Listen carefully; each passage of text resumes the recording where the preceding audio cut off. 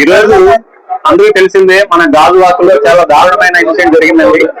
మౌనిక అనే అమ్మాయిని మరి ఇండియన్ నేవీలో పనిచేసే రవీంద్ర అతను దారుణంగా చంపడం జరిగింది. అయితే ఈ కేసు దర్యాప్తులో మన పోరాపరా పరిశీలిస్తే డేటింగ్ యాప్ వలన ఇతను అమ్మాయిని పరిచయం చేస్తున్నాడు. డేటింగ్ యాప్ ద్వారా ఈ అమ్మాయి వచ్చేసి మౌనిక ఇంటర్ వరకు చదువుతుందండి. మన ఇక్కడ మరి పంజాబ్ నేషనల్ బ్యాంక్ లో మరి దీంట్లో పనిచేస్తా ఉంది.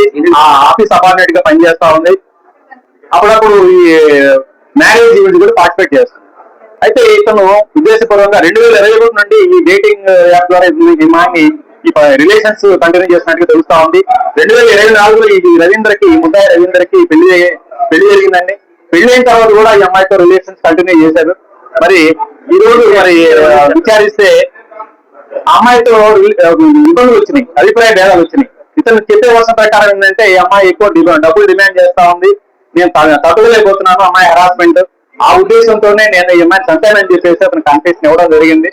అయితే అతను వర్షం ఎంతవరకు కరెక్ట్ అనేది, అతను డబ్బులు ఇచ్చాడా లేదా, అమ్మాయికి ఎంత డబ్బులు ఇచ్చాడో, అమ్మాయి హెరాస్మెంట్ కరెక్టా కాదనేది కూడా ఆ కోణంలో మరి ఇతని అకౌంట్స్, అమ్మాయి అకౌంట్స్ కూడా మరి దర్యాప్తులో భాగంగా వెరిఫై చేయడం జరుగుతాం. అదే ఇప్పుడు ఇది అమ్మాయికి చెప్పి అమ్మాయి ఎలా చేస్తుంది, డబ్బుల కోసం ఎలా చేస్తుందని చెప్పి అతను వర్షన్ అది.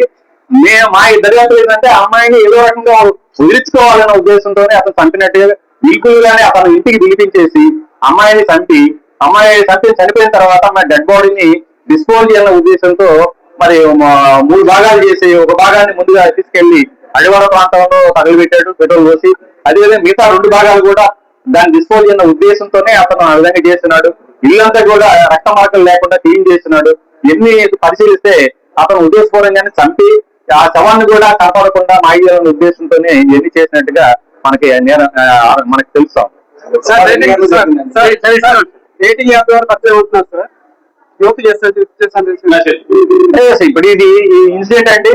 యాక్చువల్ గా అమ్మాయి చదువుకున్న అమ్మాయి ఇంటర్మీడియట్, వీడి మరి ఆల్రెడీ ఉద్యోగం చేస్తా ఉన్నాడు చింతాడు రవీంద్రన్ అతను.